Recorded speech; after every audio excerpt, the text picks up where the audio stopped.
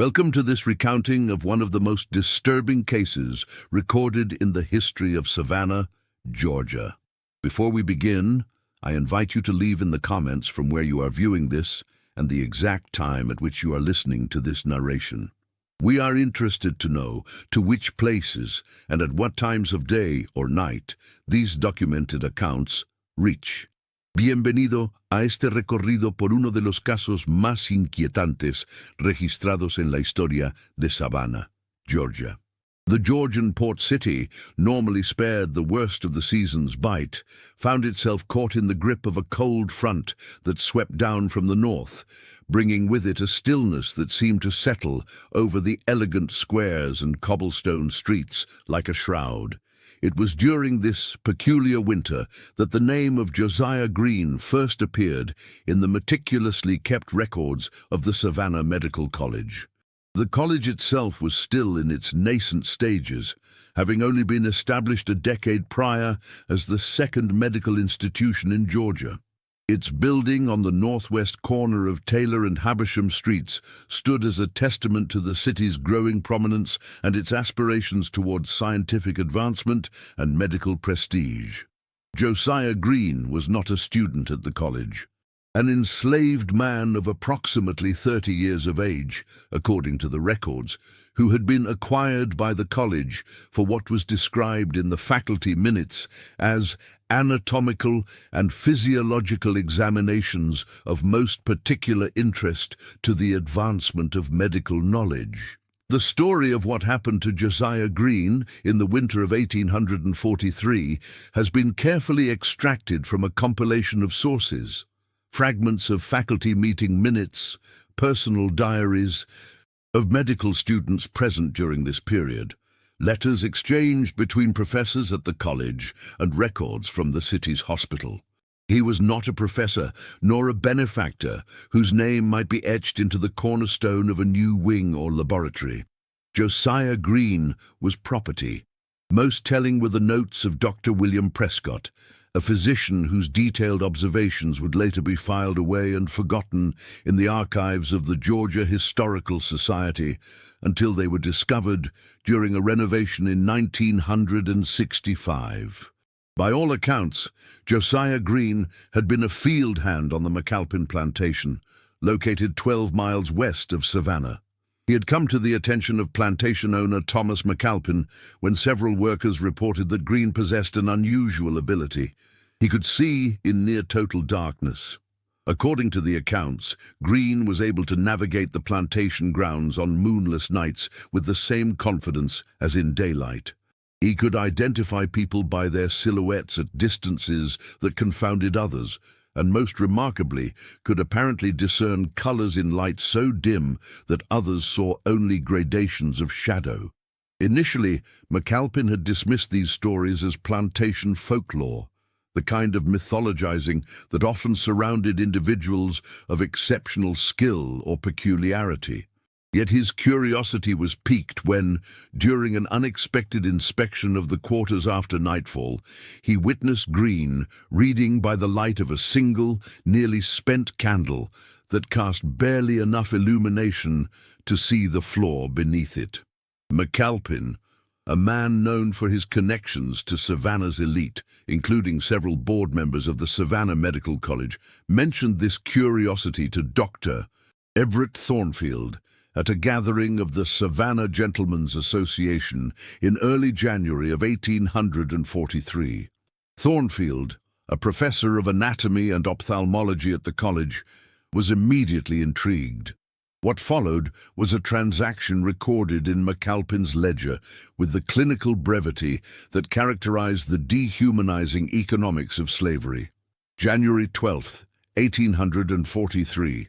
Sold to Savannah Medical College, one male slave, Josiah, age approx. 30 years, good physical condition, for the sum of $800. The faculty minutes from January 15, 1843, contain the first official mention of Josiah Green at the college. Acquired this week, a specimen of most unusual ocular capacity, a Negro male said to possess extraordinary night vision, Dr. Thornfield to commence examinations forthwith, with regular reports to be presented to the faculty on findings of potential scientific merit. The initial examinations of Josiah Green were conducted in what was described as a methodical and scientific manner. Thornfield, assisted by two final-year medical students, James Whittaker and Charles Hammond, documented Green's visual capabilities through a series of controlled tests. They would place objects of various colors in a room gradually dimmed by the closing of shutters and the extinguishing of lamps, recording the point at which Green could no longer identify the items, then comparing his performance to their own. The results were, by Thornfield's own admission in his notes, astounding and without precedent in the medical literature. Green could consistently identify objects and colors in conditions so dark that the physicians themselves could barely discern the presence of their own hands before their faces. Thornfield's interest quickly developed into obsession. His notes, initially written in the measured language of scientific observation, began to take on a quality of feverish excitement. The subject demonstrates visual acuity in low-light conditions that exceeds by an order of magnitude what medical science has heretofore believed possible in the human eye, he wrote on January 23rd. The implications for our understanding of the structures and capabilities of the ocular mechanism are profound. Within weeks, word of the unusual research taking place at the college had spread through Savannah's medical community. Physicians from as far away as Charleston and even Baltimore requested permission to observe the phenomenon. Thornfield, protective of what he increasingly viewed as his discovery, limited access to a select few colleagues.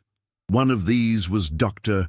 Samuel Harrison of Charleston, whose letter to a colleague, dated February 8, 1843, provides one of the few external perspectives on what was occurring. I was granted the privilege of observing the enslaved man whose extraordinary vision has become the subject of such interest at Savannah Medical College. The demonstrations arranged by Dr. Thornfield were indeed remarkable. The man, Josiah, I believe he's called, was able to read passages from a medical text in light so dim I could scarcely make out the book in his hands. Dr. Thornfield's enthusiasm for the case borders on the excessive, and I confess I left with a sense of disquiet about the intensity of his interest and the manner in which the subject is being kept in a state of perpetual examination. What Harrison observed was only the public face of Thornfield's research. Behind closed doors, the nature of the examinations was changing. No longer content with documenting Green's abilities, Thornfield had become determined to understand their physiological basis. The methods employed in this pursuit would prove increasingly invasive and disturbing. From the diary of medical student James Whittaker, dated February 15, 1843, assisted Dr. T with the Negro subject again today. The doctor has developed a device of his own design, a modification of the ophthalmoscope recently described in European journals, which he believes will allow direct observation of the retina under various lighting conditions. The instrument requires the subject's eye to be held open for extended periods, which caused considerable discomfort. Dr. T dismisses these concerns, stating that discomfort is a small price for the advancement of medical knowledge. Thornfield's modified ophthalmoscope, crude by modern standards, involved a system of mirrors and lenses that directed concentrated lamplight into the eye. Even brief exposure to this apparatus would have been painful. The extended examinations described in Whittaker's diary would have been excruciating. Yet Josiah Green had no choice but to endure. By March of 1843, Thornfield had developed several theories about the source of Green's extraordinary vision. His notes detail speculation about unusual densities of rod cells in the retina, potential adaptations in the structure of the iris, or even properties of the vitreous humor that might amplify available light. Increasingly, he expressed frustration at the limitations of observation alone. It was at this point that Thornfield's research took a darker turn. In a presentation to the faculty on March 12th, he proposed a series of experimental procedures designed to isolate and identify the physiological differences that enabled Green's unusual visual capabilities. These procedures would involve the administration of various substances to the eyes, including solutions of belladonna to dilate the pupils, silver nitrate to induce controlled damage to specific structures, and even the application of electrical stimulation to the area surrounding the eyes. The faculty minutes record that while some members expressed concern about the experimental nature of these procedures, they were ultimately approved on the grounds that they represented a unique opportunity for the advancement of ophthalmological knowledge, and that the college, as owner of the subject, was within its rights to proceed as it saw fit. What followed over the next 2 months is documented in Thornfield's research journal, with a clinical detachment that belies the horror of what was being inflicted. Green's eyes were subjected to a battery of substances, each application followed by periods of observation, during which his visual capabilities were tested and recorded. The effects ranged from temporary blindness to severe pain, all meticulously noted with apparent indifference to the suffering they caused. From Thornfield's notes, April 3, 1843, application of solution B, silver nitrate, 3% concentration, to the left eye produced immediate distress in the subject, followed by inflammation and excessive lacrimation. Visual acuity tests conducted 6 hours after application showed significant degradation in performance compared to baseline. Most interestingly, the night vision capability appears to have been affected to a lesser degree than daylight acuity, suggesting the possibility that different mechanisms are responsible for each. The experiments continued with increasing intensity. Thornfield, convinced he was on the verge of a breakthrough that would secure his scientific legacy, pushed forward despite mounting evidence of permanent damage to Green's vision. The medical students assigned to assist him, Whitaker and Hammond, began to express reservations in their private correspondence. From a letter from Hammond to his brother, dated April 27, 1843, "The work at the college has taken a troubling direction. The research in which I am required to participate no longer resembles the scientific inquiry I expected from my medical education. The subject of our studies, a man owned by the college, has been reduced to little more than a living laboratory. His distress is evident, though he has learned to suppress any outward expression of it, knowing such displays only result in harsher treatment. I find myself awakening at night, haunted by the image of his eyes, once so remarkably keen, now increasingly clouded by our ministrations. Dr. Thornfield seems oblivious to the moral implications of his pursuit, seeing only the potential for discovery." By May of 1843, Josiah Green's extraordinary vision had been significantly compromised by the experiments. Thornfield's notes reflect a growing frustration as the very phenomenon he sought to understand was being destroyed by his efforts to isolate it. Yet rather than curtailing his research, he intensified it, proposing what he termed a definitive examination. On May 12, 1843, Thornfield presented to the faculty his plan for a surgical exploration of Green's left eye. The procedure, as outlined in the minutes, would involve the careful dissection of the eye while Green remained conscious, allowing for the observation of internal structures in their living state. The justification offered was that post-mortem examination would not reveal the dynamic qualities of the eye that might be responsible for Green's unusual abilities. The faculty's response to this proposal marks one of the few instances where significant concern was expressed. Several members objected, not on humanitarian grounds, but on the basis that such a procedure would likely destroy any chance of further research if the subject did not survive. After debate, a compromise was reached. Thornfield would be permitted to proceed with a less invasive procedure on the left eye, with the understanding that the right would be preserved for future study. The surgery took place on May 15, 1843. The details, recorded in Thornfield's surgical notes and corroborated by the reluctant testimony of Whitaker and Hammond, are disturbing in their precision. Green was restrained on an examination table, his head immobilized in a specially constructed frame. Despite being conscious throughout, he was denied any anesthesia beyond a small dose of laudanum, as Thornfield believed pain medications might affect the responsiveness of the eye. What followed was described by Hammond in a later deposition as an act of methodical brutality performed with surgical implements. Over the course of 2 hours, Thornfield systematically examined, probed, and ultimately destroyed Green's left eye in his search for the anatomical basis of his unusual vision.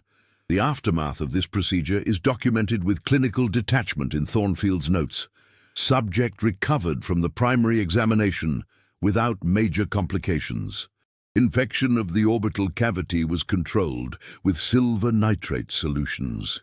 The left eye is, as anticipated, no longer functional, but this sacrifice has yielded valuable insights into structural anomalies that may account for the subject's exceptional night vision.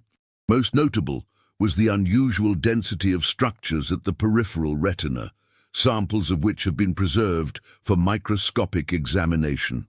For Josiah Green, the weeks that followed were a period of physical pain and psychological terror. Aware that Thornfield intended to eventually perform a similar procedure on his remaining eye, he existed in a state of constant dread. Yet even in these circumstances, he demonstrated a remarkable resilience that would ultimately lead to an unexpected turn in his story. The first indication that something unusual was happening came in early June, when medical student James Whitaker began to report strange occurrences during his evening observations of Green. According to his diary, Whitaker had been assigned to document Green's visual capabilities with his remaining eye during the recovery period. What he observed defied explanation. From Whitaker's diary, June 7, 1843, the subject's remaining eye appears to be adapting in ways that defy medical understanding. Despite the trauma of the procedure on the left eye, the right appears to be compensating with increased sensitivity. In near total darkness, he was able to describe minute details of objects I placed before him, details I myself could not verify until bringing a lamp closer. When I asked how this was possible, he simply said, "I see with more than eyes." I did not include this comment in my official report to Dr. Thornfield. Over the next 2 weeks, similar incidents were recorded. Green, despite his compromised physical state, began to demonstrate abilities that exceeded even his original capabilities. He could identify objects hidden in closed containers, describe items held behind the backs of his examiners, and most disturbingly, recite passages from books in rooms that were completely dark. These developments were initially kept from Thornfield by the increasingly uncomfortable students. Whitaker and Hammond, both approaching the end of their medical studies, had begun to question the ethical dimensions of the research in which they were participating.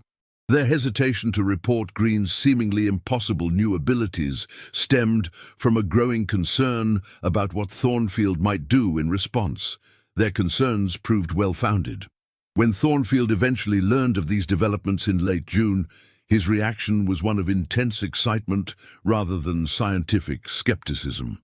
He interpreted Green's impossible feats not as evidence that something beyond normal science was occurring, but as confirmation that his theories about extraordinary visual adaptation were correct. On June 28, 1843, Thornfield announced to the faculty his intention to proceed with the definitive examination of Green's remaining eye. This time, however, he encountered more substantial resistance. Several faculty members, including Dr. Richard Carmichael, the college's most senior professor, expressed concern that Thornfield's fixation had overcome his scientific judgment. From the faculty minutes, June 28, 1843, Dr. Carmichael raised the point that the reported capabilities now attributed to the subject extend beyond what can be reasonably explained by ocular adaptation, suggesting instead the possibility of deception or delusion. He recommended a period of controlled observation by uninvolved faculty members before any further invasive procedures are considered. Thornfield, his authority challenged, reluctantly agreed to a one-week delay, during which Green would be observed by a committee of 3 professors not previously involved in the research. This committee was tasked with verifying the extraordinary claims about his visual capabilities and providing an impartial assessment. The events that followed are documented in multiple sources, each offering a slightly different perspective on what can only be described as the beginning of the inexplicable aspects of the Josiah Green case. The observation committee, consisting of Drs. Carmichael, Lawrence, and Pemberton, began their evaluation on July 1st. They established a protocol of tests to be conducted under controlled conditions, with careful attention to eliminating any possibility of deception or prior knowledge on Green's part. From the committee's official report, dated July 3rd, 1843, the subject was placed in a room from which all light had been excluded by means of heavy drapes over windows and doors. The committee members verified the total absence of light by remaining in the room for 30 minutes to allow their own eyes to adapt, at which point they still found themselves unable to discern any objects. The subject, however, correctly identified and described in detail 20 different objects brought into the room, including reading the text of a newspaper that had been purchased that morning and not previously shown to him. When questioned about how this was possible, the subject stated only that he saw through other means since they took my true eye. The report continues with accounts of increasingly impossible demonstrations. Green correctly identified playing cards drawn from a shuffled deck while blindfolded. He described in detail the contents of sealed envelopes. Most disturbing to the committee, he began to relate personal information about the observers themselves, details of their homes, families, and private activities that he could not possibly have known. Dr. Pemberton, the youngest member of the committee, withdrew from the observation on the second day, citing severe discomfort with the proceedings. His private letter to the college president, which surfaced decades later, offers a glimpse into the unnerving nature of the situation. I cannot in good conscience continue with this evaluation. The subject has begun to speak of matters he cannot possibly know. He described to me the interior of my home in precise detail, down to the arrangement of books on my study shelf and the contents of a locked drawer in my desk. When I expressed my astonishment, he looked at me with his one remaining eye and said, "I see now with the eye that was always there, beneath the others. I do not pretend to understand what is occurring, but I am certain it falls outside the bounds of medical science as we understand it." By July 5th, the observation had taken an even stranger turn. Green began to speak of events occurring at distant locations, describing them in real time with an accuracy that would later be verified.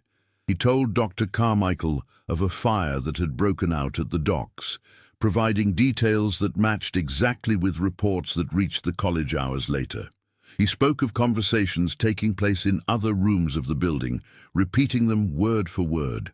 The committee's final report, submitted on July 6th, reflects their struggle to reconcile what they had witnessed with their understanding of medical science. While the committee cannot explain the mechanisms by which the subject demonstrates these capabilities, we must acknowledge that they have been verified beyond reasonable doubt through rigorous testing. These abilities extend far beyond enhanced visual perception and suggest some faculty for which current medical knowledge has no explanation. It is our recommendation that Dr. Thornfield's proposed surgical examination not proceed, as it may destroy an opportunity to study a phenomenon of potentially greater significance than originally anticipated. Thornfield's response to this report was one of cold fury. In his written rebuttal to the faculty, he dismissed the committee's observations as the product of gullibility and superstition unworthy of medical professionals. He insisted that Green was employing some form of trickery or deception that the committee had failed to detect, and he reaffirmed his intention to proceed with the examination of the remaining eye. The faculty, faced with this conflict, called an extraordinary meeting for July 8th to determine how to proceed. What occurred at that meeting is documented in the official minutes, but the true nature of the proceedings emerges more clearly from private correspondence and diary entries of those present. The meeting began at 7 o'clock in the evening in the college's main lecture theatre. Present were 12 faculty members, including Thornfield and the observation committee. Thornfield presented his case first, arguing that his research was on the verge of a breakthrough that would revolutionize understanding of the human eye. He dismissed the committee's findings as irrelevant distractions and demanded authorization to proceed with his planned procedure. Dr. Carmichael then rose to present the committee's perspective. According to multiple accounts, he had just begun to speak when the doors to the lecture theatre opened and Josiah Green walked in, unescorted, unrestrained, and seemingly having navigated the college corridors without assistance, despite his partially blinded state. The minutes record simply, proceedings interrupted by unexpected entrance of research subject J. Green. What followed is described more fully in a letter from Dr. Lawrence to his brother, written the following day. The Negro man entered as calmly as if he had been invited to the meeting. His presence caused immediate consternation, not least because he had been secured in a locked examination room on the floor below. Before any of us could speak or move to detain him, he addressed us in a voice entirely unlike the subdued tones he had previously used. "Gentlemen," he said, "you have taken my eye to see its workings, but in doing so, you have given me sight of a different kind." He then turned to each man present and began to speak of private matters known only to the individuals, indiscretions, secrets, shameful acts hidden from public knowledge. The specificity and accuracy of these revelations caused several members to leave the room in distress. Dr. Thornfield attempted to have the man removed, but none of the college staff would approach him. Throughout this extraordinary scene, Green's manner remained composed, his single eye fixed on Thornfield with an intensity that, I confess, chilled my blood. The meeting dissolved into chaos. According to the janitor who was stationed outside the lecture theatre, several professors emerged in states of extreme agitation. Dr. Pemberton was reportedly white as a sheet and trembling. Thornfield remained inside, along with Dr. Carmichael and 2 others. What transpired between Thornfield and Green in those final moments is not recorded in any official document. The only account comes from a letter written by Dr. B. Carmichael to his daughter nearly a decade later, after he had retired from the college. "I have never spoken of what occurred after the others fled, but I find as I approach my own end that I cannot take this knowledge to the grave." Josiah Green approached Thornfield, who had backed against the lecturer's podium. In a voice that seemed to fill the room despite its quietness, Green said, "You sought to understand how I see in darkness, but you are the one who is truly blind. Let me show you true darkness." He then placed his hand on Thornfield's forehead. Thornfield screamed, a sound I hope never to hear again, and fell to the floor, his eyes wide open, but seeing nothing. Green turned to those of us who remained and said simply, "What was taken from me cannot be restored, but neither can it be understood through your science. Some mysteries are not meant for your knowledge." He then walked out of the room. None of us moved to stop him. Josiah Green was never seen again at the Savannah Medical College. Records indicate a search was organized, but it produced no results. It was as if he had vanished from the city entirely. As for Dr. Everett Thornfield, the official college records state that he suffered a sudden nervous collapse on the evening of July 8th and was relieved of his duties. Unofficial accounts tell a different story. According to letters exchanged between medical students, Thornfield was found the morning after the incident in his office, physically unharmed but in a state of extreme distress. He was reportedly unable to see, despite his eyes appearing normal upon examination. More disturbing were his claims that he was experiencing visions of impossible things, geometric structures that could not exist in three-dimensional space, colors that had no name, and entities that moved in the peripheral vision, but disappeared when directly regarded. Thornfield was quietly removed from the college and, according to city records, committed to the Georgia State Asylum in Milledgeville in August of 1843. The admitting physician's notes describe his condition as a profound mania, characterized by visual hallucinations and persistent terror of darkness. He remained there until his death 3 years later, reportedly spending his final years with his eyes bandaged, claiming that even in total darkness he could see things that drove him to the edge of sanity. The college took great pains to distance itself from the incident. All official research records related to Josiah Green were expunged from the archives, and faculty members were discouraged from discussing the case.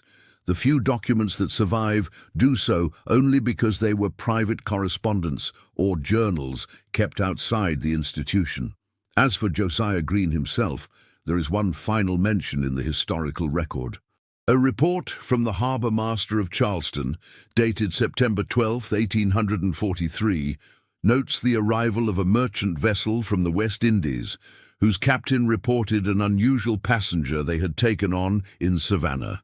A one-eyed Negro man who paid his passage with a gold medical instrument and who, despite his disability, seemed to navigate the ship during a night storm with greater ease than the crew.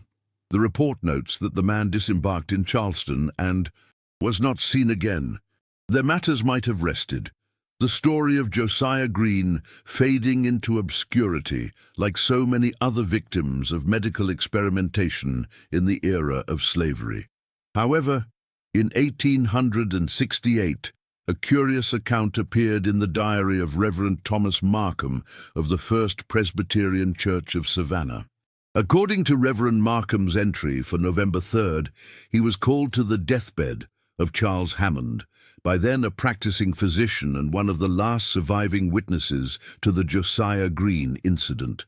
Hammond, troubled by his complicity in the events 25 years earlier, made a confession to Markham that the Reverend found so disturbing he questioned whether to record it at all. Hammond claimed that in the years following Green's disappearance, he had encountered him on 3 separate occasions.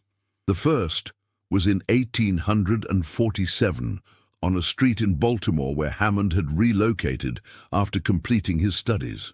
He described seeing Green across a crowded market, immediately recognizable despite the years that had passed. "He looked directly at me with his single eye," Hammond reportedly told Markham, "and though he was at least 50 yards away, I heard his voice as clearly as if he stood beside me, saying only, 'They do not yet understand what they awakened.'" The second encounter occurred in 1854, when Hammond was traveling by coach through rural Virginia. He claimed the coach stopped to take on a passenger at a crossroads near dusk, and that passenger was Green. According to Hammond, Green sat opposite him for the journey, but did not acknowledge their previous acquaintance. Hammond noted, however, that each time the coach passed a house or farm along the darkened road, Green would make comments about the occupants, their activities, their secrets, their fears, with an uncanny accuracy that was later verified when they stopped at an inn where the locals spoke of the very same matters.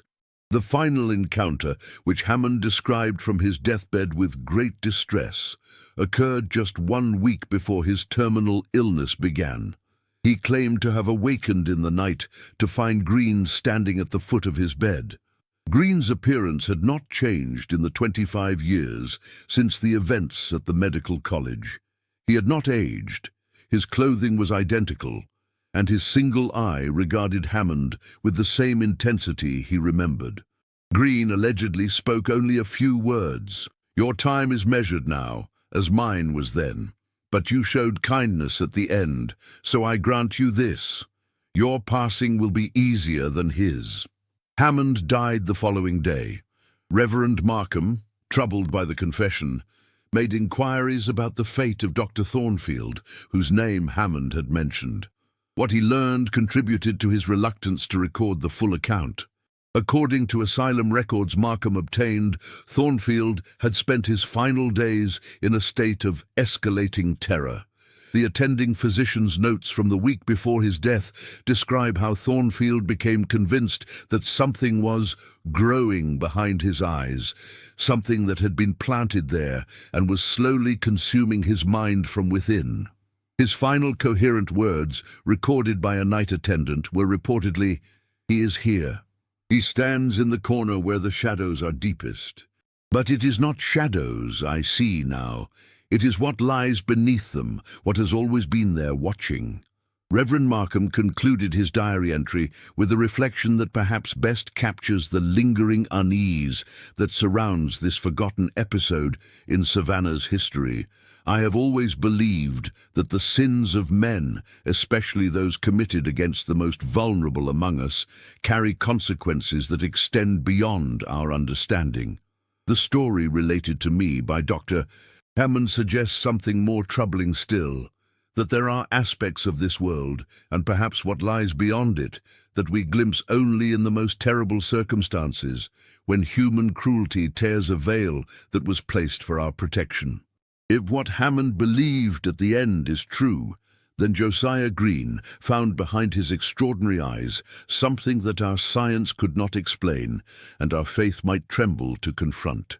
The case of Josiah Green and the events at Savannah Medical College in 1843 remain one of the most disturbing and least understood episodes in the history of American medical research. It stands as a warning about the dangers of pursuing knowledge without ethical constraints, and a reminder of the human cost of scientific advancement built upon the exploitation of the powerless. But perhaps it also hints at something else, the possibility that in the darkest corners of our history, in the places where human suffering was most acute, other forces sometimes stirred. Forces that, like Josiah Green himself, could see clearly in darkness that the rest of us cannot penetrate. To this day, there are reports from the old medical college building, now repurposed for other uses, of inexplicable cold spots in certain rooms, particularly the basement areas where examination rooms once stood. Security guards speak of a sensation of being watched when alone at night, and several have reported glimpsing, at the edge of their vision, a tall figure with a single gleaming eye that seems to see right through them. Most disturbing are the whispered accounts of individuals who have found themselves suddenly, inexplicably able to perceive things they should not be able to see, hidden objects, distant events, and in some cases, the private thoughts and secrets of those around them. These abilities, they say, last only a short time before fading, leaving behind only the unsettling certainty that they have briefly experienced the world through someone else's eye, an eye that sees far more than our own, and belongs to someone who has never truly left the place where such a terrible awakening occurred. These accounts persisted into the early 1900s, becoming part of Savannah's rich folklore of hauntings and strange occurrences. Yet unlike many ghost stories that grow more fantastical with each retelling, the stories surrounding the old medical college building maintained a disturbing consistency. Those who experienced the phenomena rarely spoke of them willingly, and many reportedly moved away from Savannah shortly thereafter. In 1912, during renovations to convert part of the building into offices, workers discovered a small hidden chamber beneath what had once been the main examination room. According to the contractor's report, filed with the city but quickly buried in administrative archives, The space contained a single wooden chair with restraints, several medical implements of antiquated design, and most disturbingly, hundreds of drawings covering the walls. These drawings, executed in what appeared to be a mixture of charcoal and other substances the report declined to specify, depicted human eyes in various states of dissection. Interspersed among these clinical images were renderings of things the contractor described as impossible to comprehend, structures that hurt the mind to look upon, entities that seemed to move within the stillness of the drawing, and doorways opening onto vistas that cannot exist in our world. The chamber was hastily sealed up again, the workers paid for their silence, and the incident officially forgotten. Yet rumors persisted, and several of the workers reportedly suffered from nightmares and visual disturbances for years afterward. One, a carpenter named Michael Donovan, was committed to the Georgia State Asylum in 1914, where records indicate he repeatedly tore bandages from his eyes, insisting that he could see better without them, and that the darkness is where the truth waits. In 1927, a young medical student at Emory University in Atlanta named Robert Chandler developed an interest in historical cases of unusual visual phenomena. During his research, he stumbled across a brief reference to Josiah Green in the personal papers of Dr. Richard Carmichael, which had been donated to the university library after his death. Intrigued by the fragmentary account, Chandler traveled to Savannah to investigate further. The journal Chandler kept during his 2 weeks in Savannah provides a chilling postscript to the original events. Initially frustrated by the lack of official records, Chandler turned to more unorthodox sources.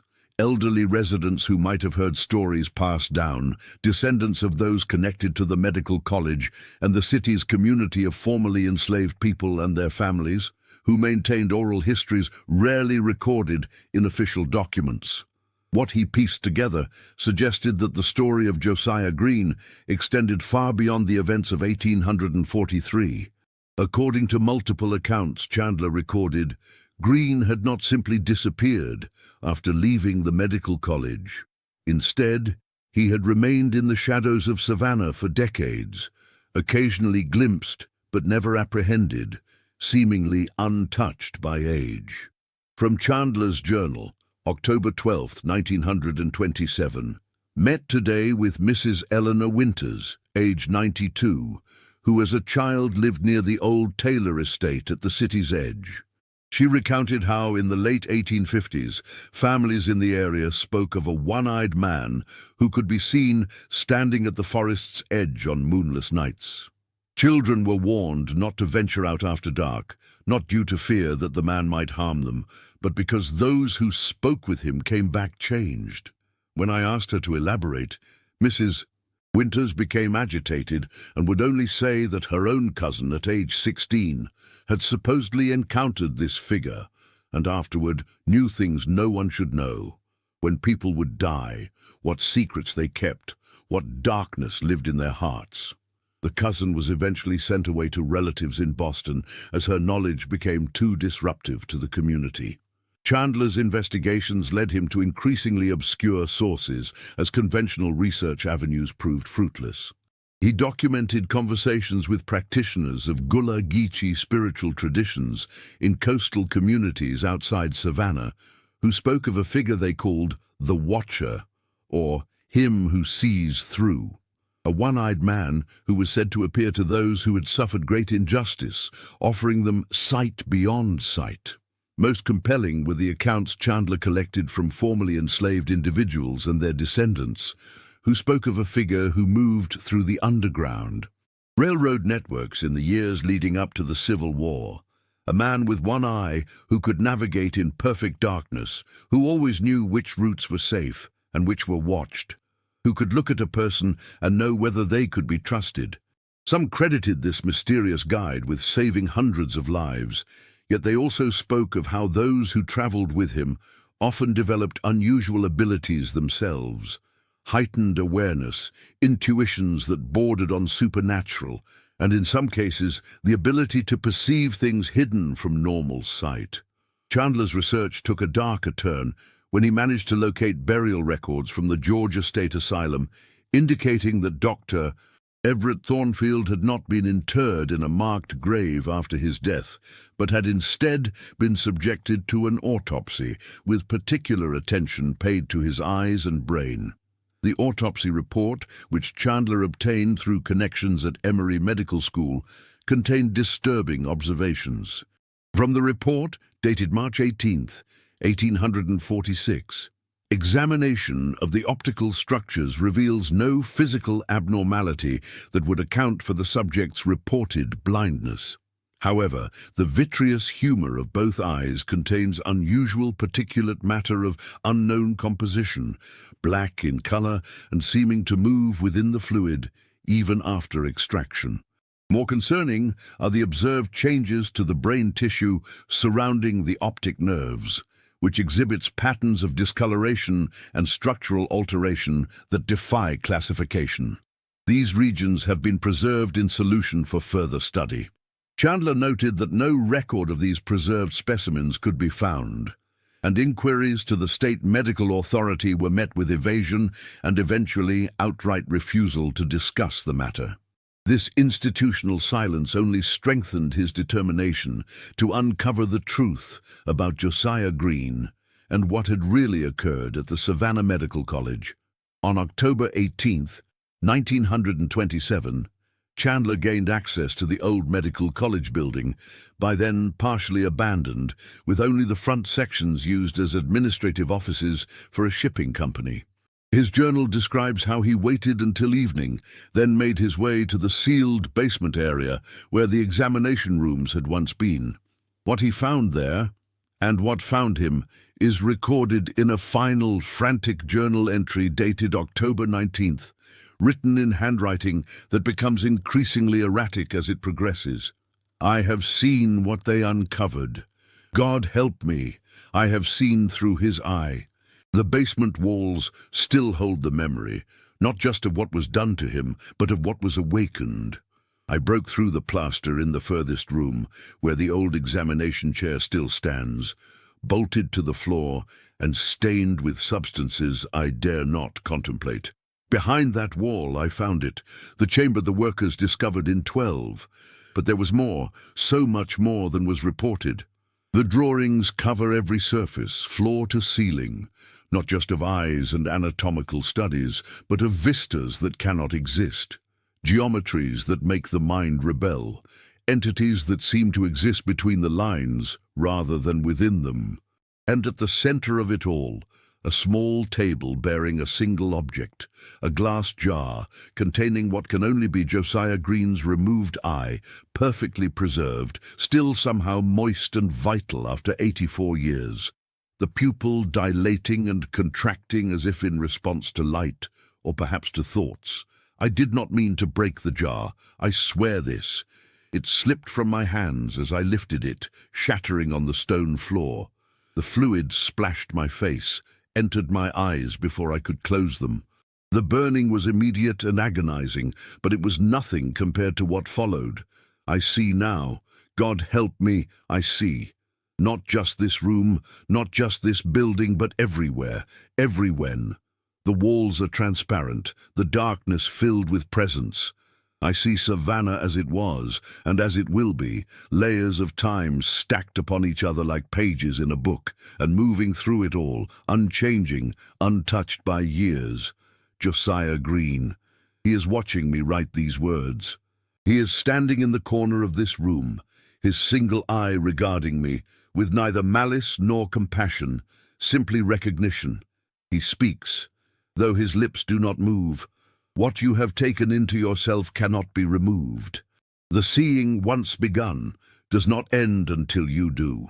He tells me that Thornfield was only the first, that over the decades, others who participated in or benefited from his suffering have encountered him in darkened rooms, on empty streets, in the spaces between sleep and waking. Some went mad from what he showed them. Others ended their own lives rather than continue seeing through the veil he had torn away.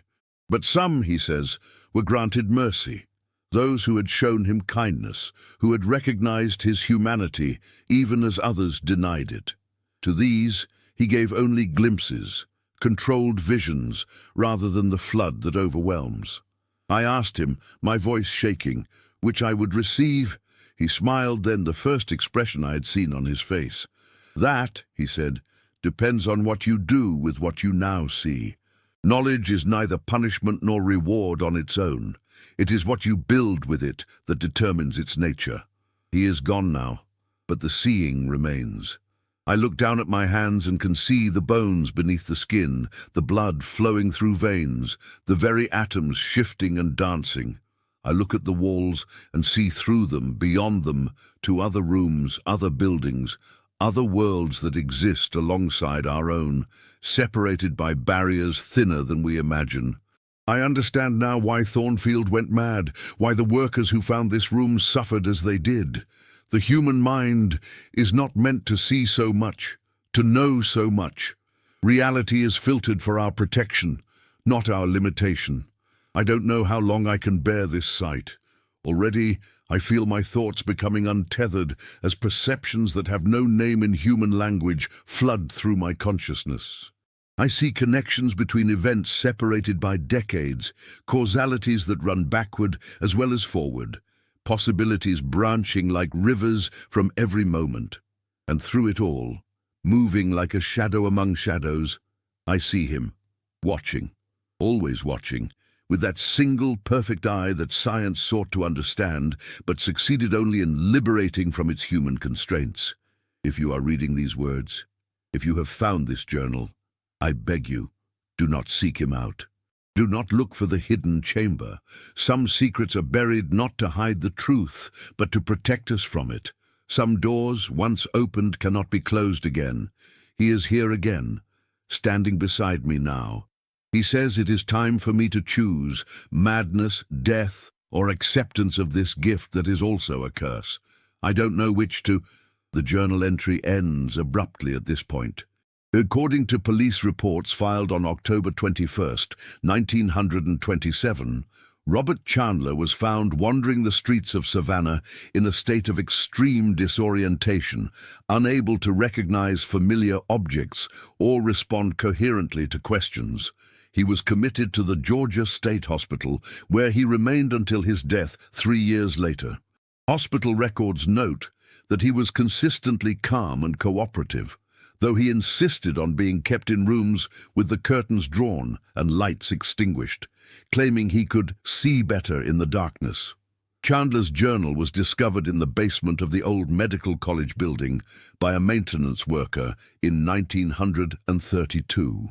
It was submitted to the Georgia Historical Society, but was kept sealed in their restricted archives until 1964, when it was briefly made available to researchers before being restricted again after several readers reportedly experienced acute psychological distress and visual disturbances after prolonged study of its contents. The final chapter in the story of Josiah Green might have remained hidden in these scattered, suppressed accounts were it not for the urban renewal projects that swept through Savannah in the 1960s. In 1967, the old medical college building, by then long abandoned, was scheduled for demolition to make way for new development. During preliminary inspections, a structural engineer named Marcus Townsend discovered the sealed chamber in the basement, apparently undisturbed since Chandler's intrusion 40 years earlier. Townsend's official report describes only evidence of water damage and extensive graffiti, making no mention of the specific nature of the drawings or the broken glass jar found on the floor. However, his private correspondence, which emerged only after his death in 1982, tells a different story.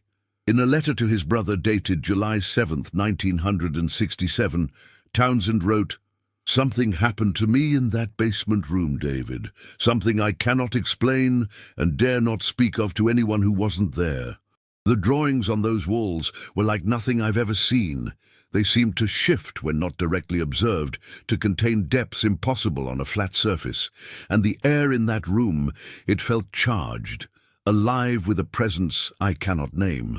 I found a journal there hidden beneath a loose stone in the floor. I've read it cover to cover 3 times now, and with each reading I find my perception of the world around me changing.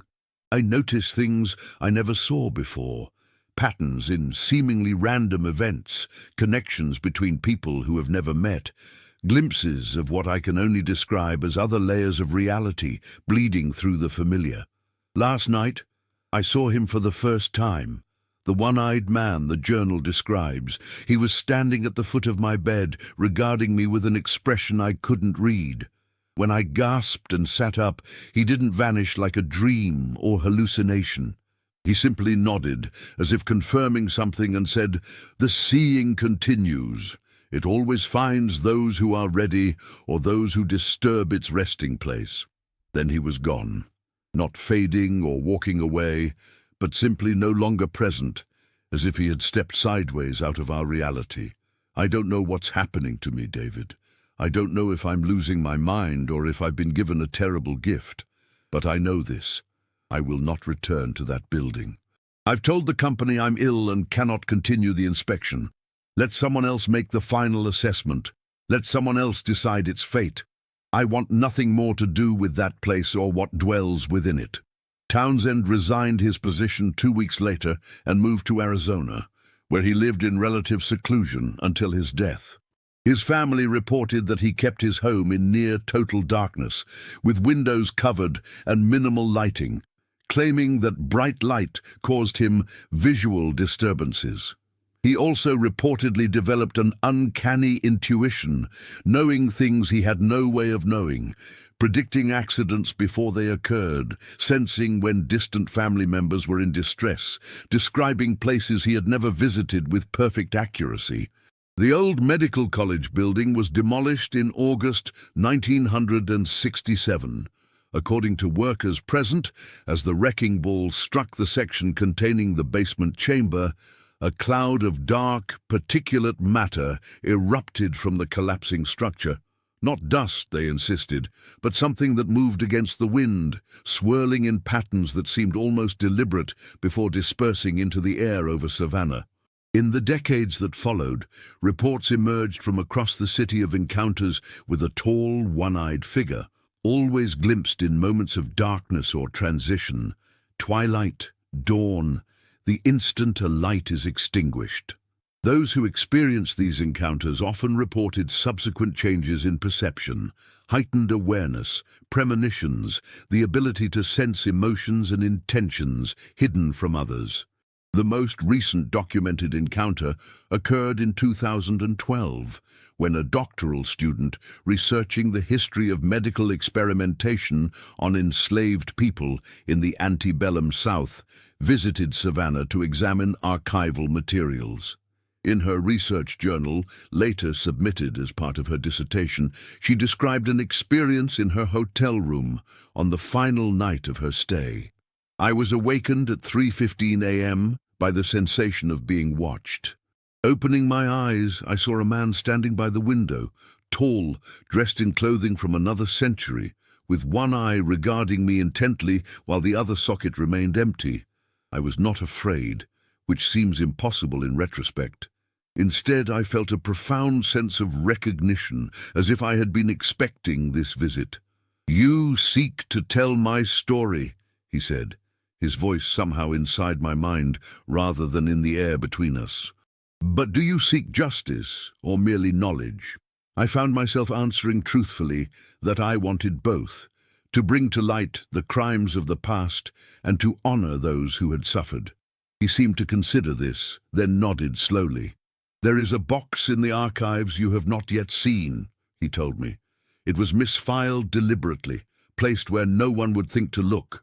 As for the Thornfield correspondence, catalogue reference TR 1843JG, before I could respond, he moved toward me, not walking but seeming to glide across the room. He raised his hand to my face, and I felt the lightest touch on my eyelids. 'So you may see what needs to be seen,' he said, 'no more, no less.' When I opened my eyes again, he was gone. I convinced myself it had been a dream, a product of exhaustion and immersion in troubling historical materials. But the next morning, I requested the catalogue reference he had provided. The archivist looked puzzled, checked her records, and eventually located a small box in a section devoted to architectural drawings, completely separate from the medical records I had been examining. The box contained letters between Thornfield and several other physicians, describing in clinical detail the experiments performed on Josiah Green, along with observations that became increasingly mystical and disturbing as they progressed. Most significantly, it contained a daguerreotype labeled simply Subject J.G. May 1843. The only known image of Josiah Green, showing a man of about 30 with intelligent eyes and a dignity that transcended his circumstances as an enslaved person being subjected to medical experimentation. Since finding these materials, my research has taken a direction I never anticipated. I find connections in historical events that others overlook, patterns that reveal the long shadow of these atrocities across time. And sometimes, in the moment between wakefulness and sleep, I glimpse things that should be impossible to see. The layers of history imprinted on places, the invisible threads connecting actions to their consequences across generations. I believe I was chosen to receive these insights, just as others before me were chosen. The story of Josiah Green is not simply a historical account of medical abuse. It is a living narrative that continues to unfold, a reminder that some injustices reach beyond their time, creating ripples that can never be fully contained or forgotten. The dissertation was published to critical acclaim in 2014, bringing renewed attention to the history of medical experimentation on enslaved people and leading to several institutions acknowledging and apologizing for their historical involvement in such practices. The author went on to establish a foundation dedicated to identifying and commemorating victims of medical abuse, with a particular focus on creating memorial spaces where their names and stories could be preserved. In 2018, the Foundation installed a memorial plaque at the site where the Savannah Medical College once stood. The ceremony was held at dusk, as the light faded from the sky. Several attendees later reported that as the cloth covering the memorial was removed, they momentarily glimpsed a tall figure standing at the periphery of the gathered crowd, a man with one eye who nodded once as if in approval before vanishing as they turned to look more directly. The plaque bears a simple inscription: "In memory of Josiah Green and countless others whose bodies were exploited in the name of science, whose humanity was denied, but whose spirits were never conquered." They see us still. Visitors to the site often report a strange sensation when reading these words, a prickling awareness of being observed, a momentary shift in perception that makes the familiar world seem suddenly strange and full of hidden depths. Some leave quickly, disturbed by these feelings. Others linger, experiencing what they describe as a profound sense of connection to the past and an unusual clarity of vision that stays with them long after they depart.